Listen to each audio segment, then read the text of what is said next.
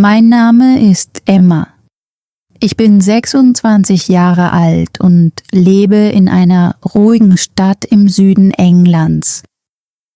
Als ich jünger war, hatte ich einen einfachen Traum.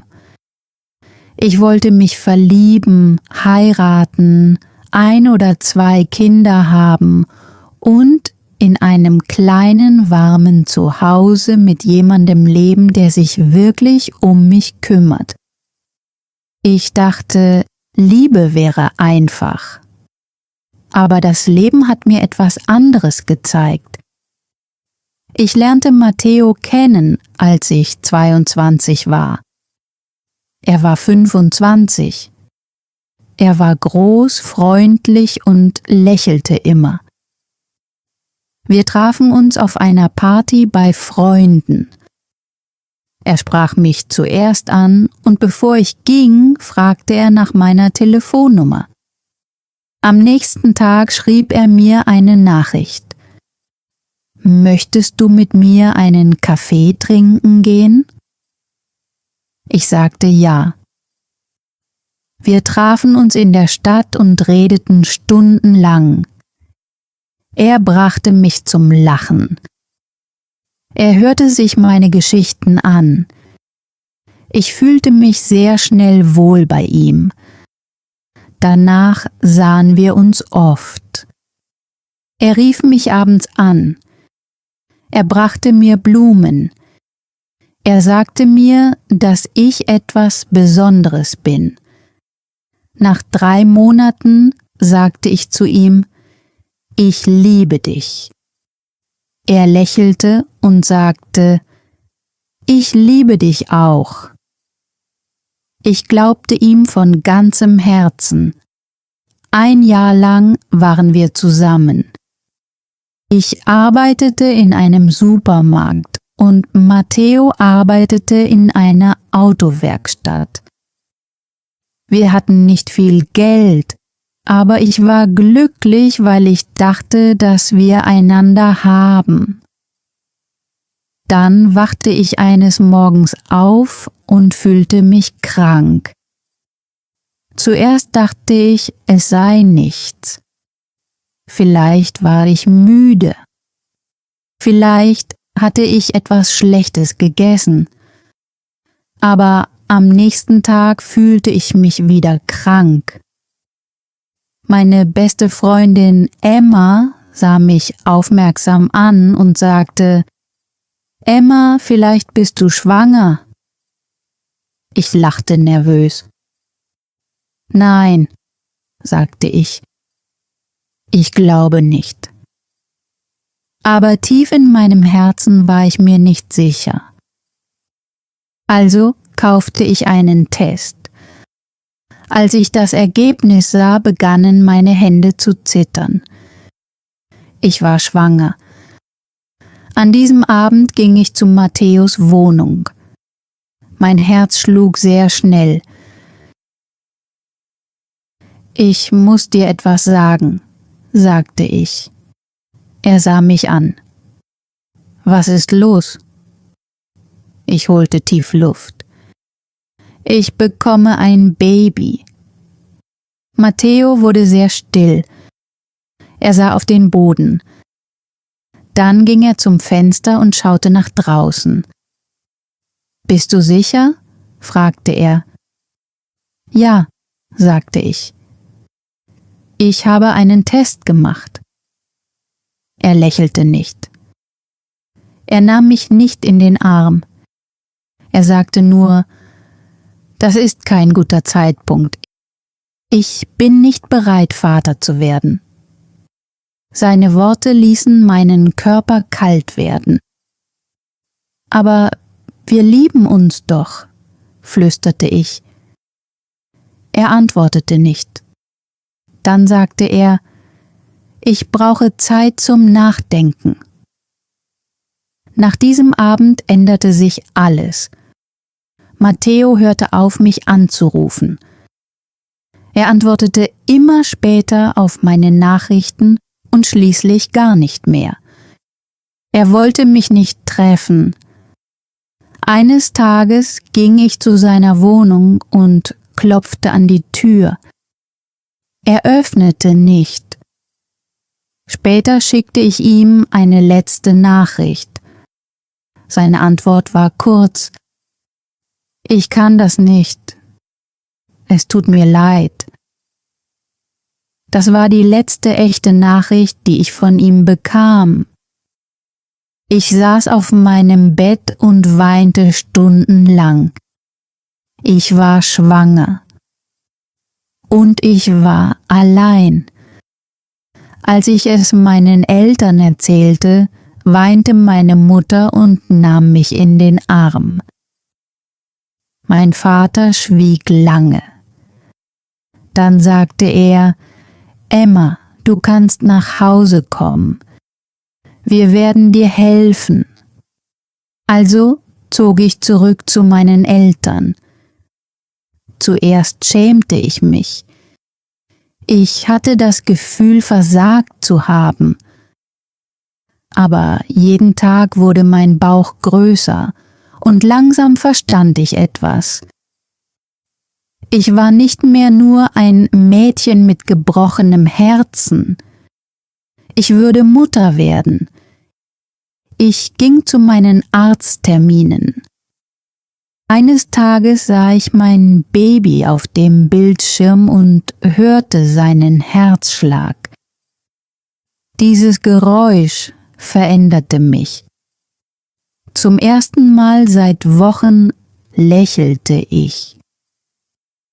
Ich arbeitete bis zu den letzten Wochen meiner Schwangerschaft im Supermarkt.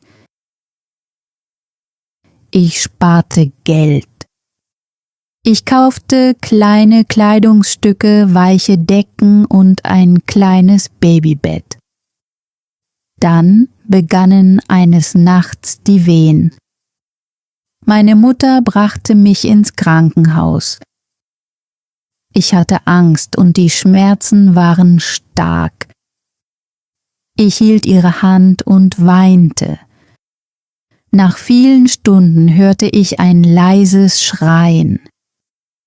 Die Krankenschwester lächelte und sagte: Es ist ein Mädchen. Sie legten sie in meine Arme. Sie war warm, weich und wunderschön. Ich sah ihr kleines Gesicht an und flüsterte: Hallo, mein Baby. Ich bin deine Mama. Ich nannte sie Sophie. Als wir nach Hause kamen, wurde das Leben schwieriger, als ich es mir vorgestellt hatte. Meine Mutter half mir tagsüber, aber nachts waren nur Sophie und ich zusammen. Sie weinte oft. Ich fütterte sie, wechselte ihre Windeln, wiegte sie in meinen Armen und blieb wach, obwohl mein ganzer Körper schlafen wollte. Manchmal weinte ich, während sie weinte. Aber dann sah ich ihr Gesicht an, küsste ihren kleinen Kopf und sagte: Ich liebe dich. Ich werde dich niemals verlassen. Matteo kam nie. Er rief nie an. Er fragte nie nach Sophie. Er fragte nie, ob sie gesund war.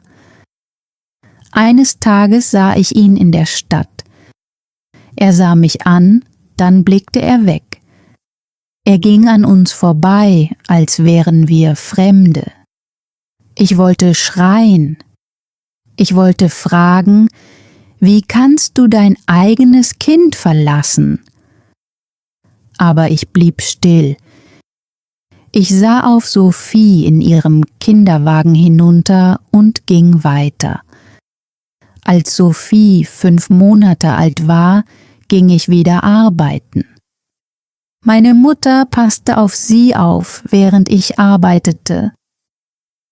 Ich vermisste mein Baby jede Minute, aber ich brauchte Geld. Bei der Arbeit lächelte ich die Kunden an. Ich trug Kisten. Ich stand stundenlang. Dann kam ich müde nach Hause und war wieder Mutter. Ich kochte, ich putzte, ich fütterte Sophie, ich badete sie, ich sang für sie, bis sie einschlief. Eines Abends, nachdem Sophie eingeschlafen war, saß ich allein in der Küche mit einer Tasse kaltem Tee. Meine Augen waren schwer, mein Körper war müde. Aber ich flüsterte zu mir selbst: Emma, du bist müde, aber du stehst immer noch aufrecht. Und zum ersten Mal war ich stolz auf mich. Sophie wuchs schnell. Sie lächelte mehr. Sie lernte sitzen. Sie spielte mit ihren kleinen Spielsachen und sah mich an, als wäre ich ihre ganze Welt. Ich hatte nicht mehr viel Sozialleben. Meine alten Freunde gingen aus, machten Fotos und lebten frei. Ich blieb zu Hause mit Zeichentrickfilmen, Fläschchen, Wäsche und Kinderliedern. Aber wenn Sophie weinte, nahm ich sie in den Arm und sagte: Du bist nicht allein. Ich bin hier. Bevor ich meine Geschichte fortsetze, möchte ich euch etwas fragen. Wo hört ihr gerade zu? Manchmal frage ich mich, ob da draußen jemand dieses Gefühl versteht, sein Kind von ganzem Herzen zu lieben und sich trotzdem müde und allein zu fühlen. Wenn ihr hier seid, schreibt bitte euer Land in die Kommentare. Es gibt mir Kraft zu wissen, dass ich nicht ins Dunkel spreche. Meine Mutter half mir mehr, als ich beschreiben kann. Sie hielt Sophie, wenn ich duschen musste. Sie kochte, wenn ich zu müde war, um zu stehen. Sie wusch die kleinen Kleidungsstücke und legte sie sorgfältig auf mein Bett. Mein Vater war still, aber er liebte Sophie auf seine eigene Weise. Er machte lustige Gesichter für sie. Er trug sie durch das Zimmer. Wenn sie lachte, lächelte er, als wäre das ganze Haus heller geworden. Ich war ihnen dankbar. Ohne meine Eltern weiß ich nicht, wie ich diese ersten Monate überstanden hätte. Manchmal sah ich Matteo in der Stadt. Er kam nie näher. Er fragte nie nach Sophie.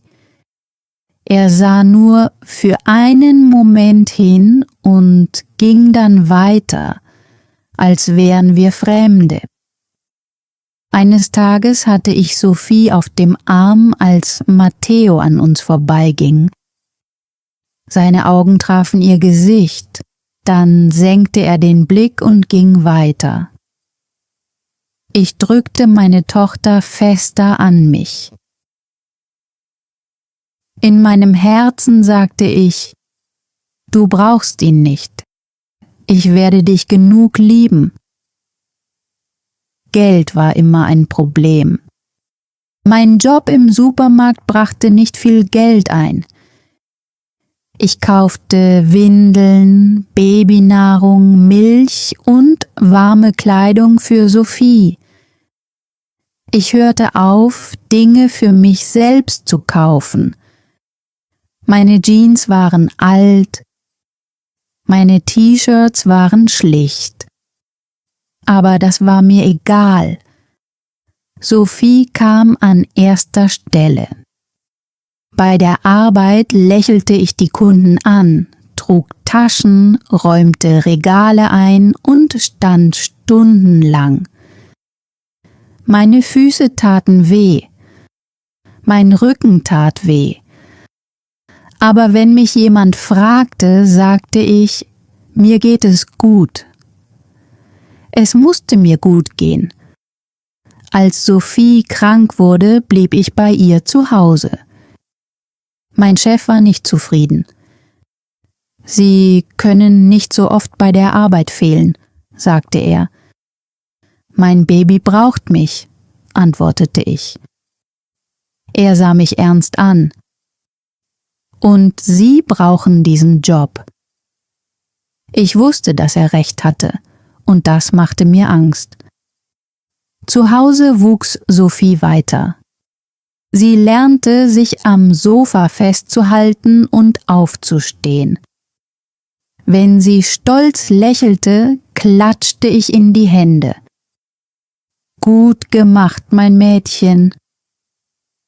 Ihr Lachen machte alles leichter. Eines Abends bekam Sophie Fieber. Ihr kleiner Kopf war heiß und sie weinte, ohne aufzuhören. Ich rief den Arzt an. Er sagte mir, ich solle sie kühl halten, ihr Wasser geben und sie gut beobachten. Ich hielt sie die ganze Nacht in meinen Armen. Ich sang leise. Ich küsste ihre Stirn. Ich betete, dass es ihr bald besser gehen würde. Am nächsten Morgen brachte meine Mutter uns zur Klinik. Die Krankenschwester gab Sophie Medikamente und sagte, sie wird wieder gesund werden. Endlich konnte ich wieder aufatmen.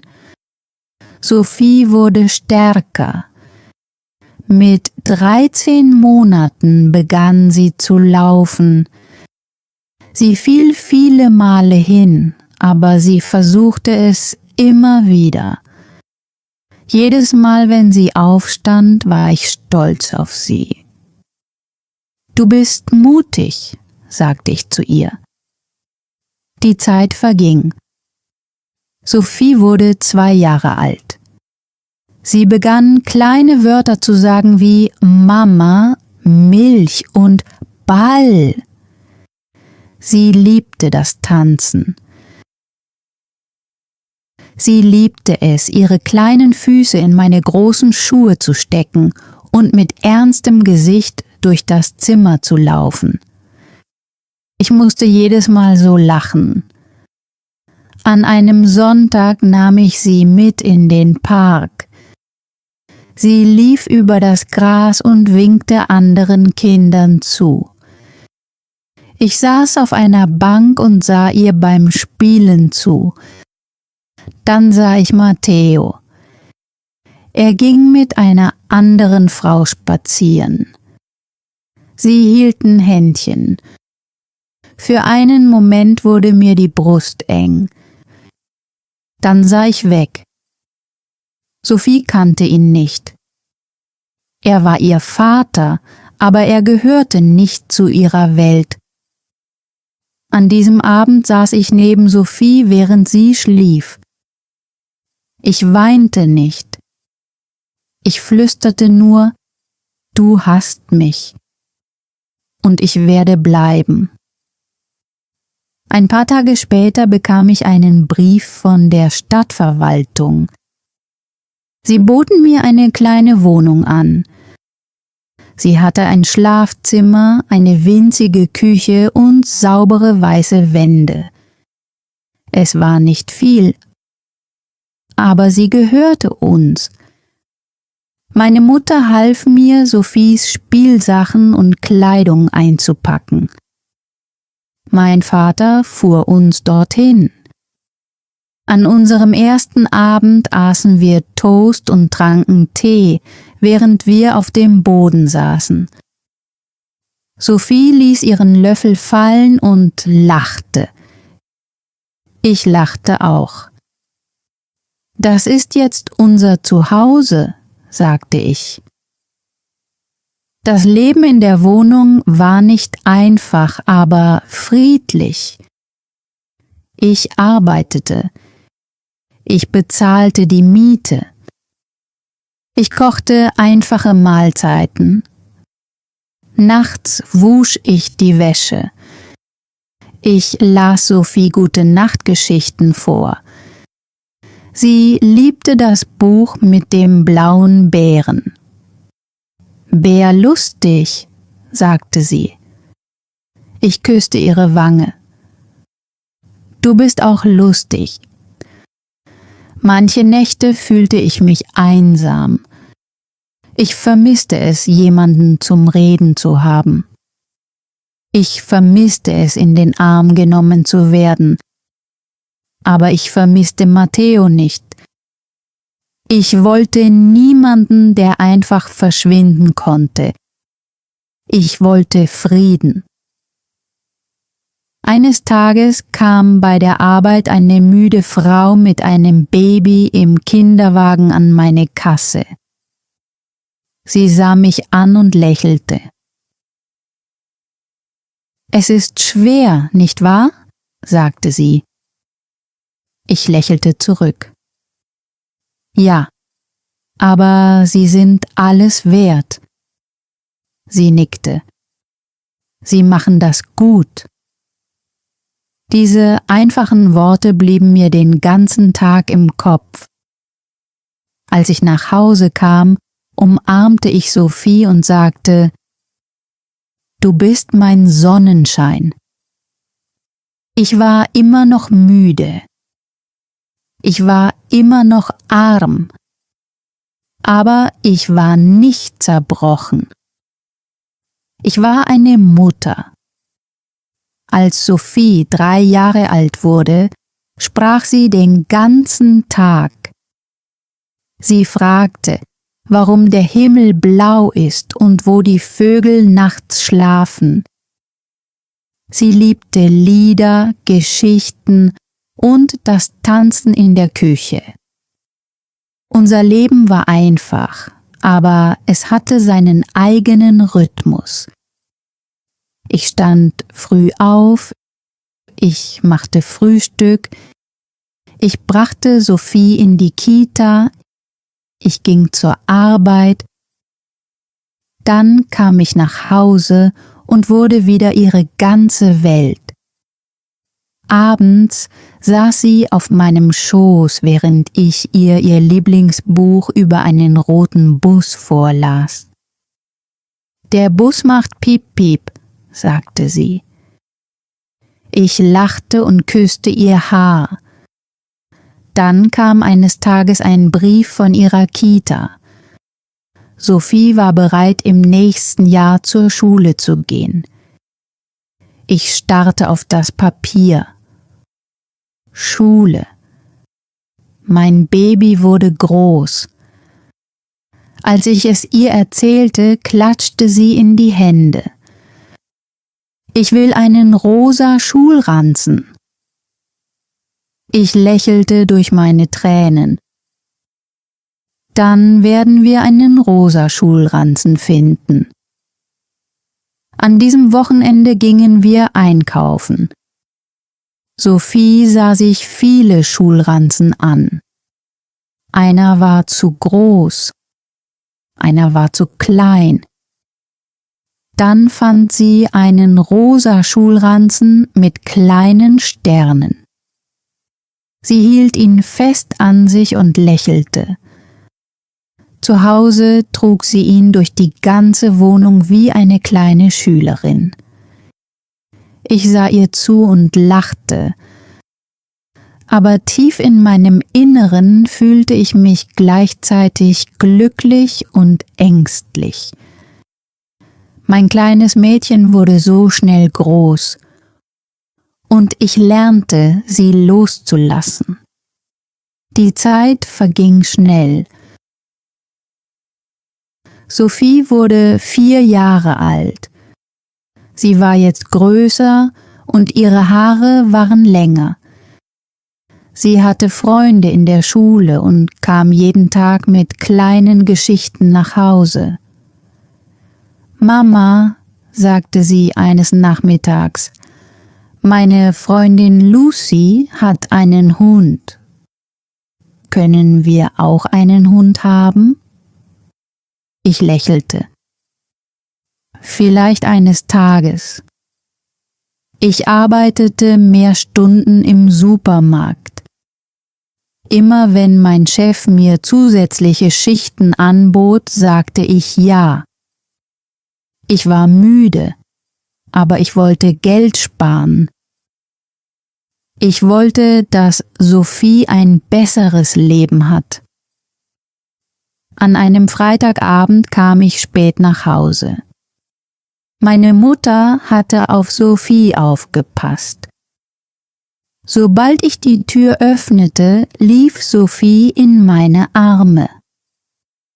»Mama, du bist zu Hause!« Ich drückte sie fest an mich.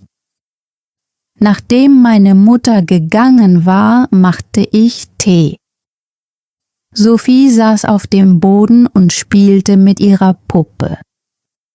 Dann sah sie mich an und fragte: »Mama, habe ich einen Papa?« Für einen Moment blieb mein Herz stehen. Ich setzte mich neben sie. »Warum fragst du das?« »Der Papa meiner Freundin holt sie von der Schule ab«, sagte sie.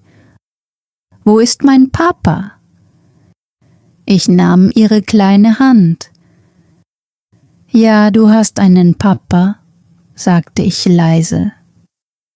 »Aber er hat sich entschieden, nicht bei uns zu bleiben.« Sie sah mich lange an. Dann sagte sie: »Aber ich habe dich.« Ich küsste ihre Stirn. »Ja, mein Schatz, du hast mich, und ich werde immer bleiben.« In dieser Nacht weinte ich leise in der Küche. Nicht, weil ich schwach war, sondern weil die Frage wehtat. Als Sophie mit der Schule begann, trug sie ihre neue Schuluniform und hielt meine Hand ganz fest. »Wirst du auf mich warten?« fragte sie. »Immer«, sagte ich. Sie ging ins Klassenzimmer, drehte sich noch einmal um und winkte. Ich lächelte und weinte dann draußen auf der Bank. Ich war stolz.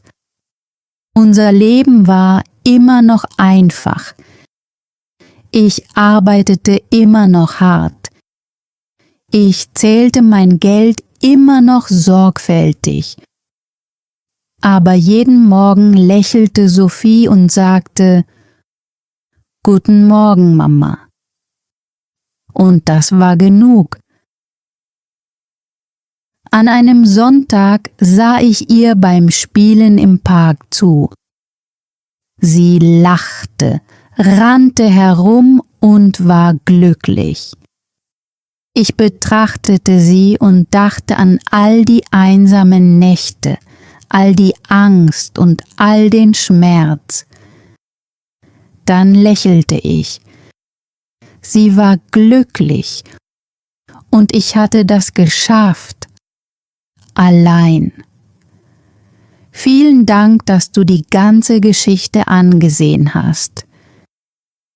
Wenn du bis zum Ende geblieben bist, weiß ich das wirklich zu schätzen. Emmas Geschichte zeigt uns etwas Wichtiges. Selbst wenn das Leben schwierig wird, können Liebe und innere Stärke uns helfen, weiterzumachen. Allein zu sein bedeutet nicht schwach zu sein. Manchmal reicht ein einziges starkes Herz aus, um ein glückliches Leben aufzubauen. Jetzt habe ich eine kleine Übung für dich. Das heutige deutsche Wort lautet stark. Schreibe einen einfachen deutschen Satz mit stark in die Kommentare. Zum Beispiel: Ich bin stark oder meine Mutter ist stark. Und sag uns auch, wer ist die stärkste Person in deinem Leben? Deine Mutter, dein Vater, dein Freund oder deine Freundin oder du selbst. Wenn dir diese Geschichte beim Deutschlernen geholfen hat, abonniere bitte German Tales für weitere einfache deutsche Geschichten. Hör weiter zu, übe weiter und wir sehen uns in der nächsten Geschichte. Tschüss.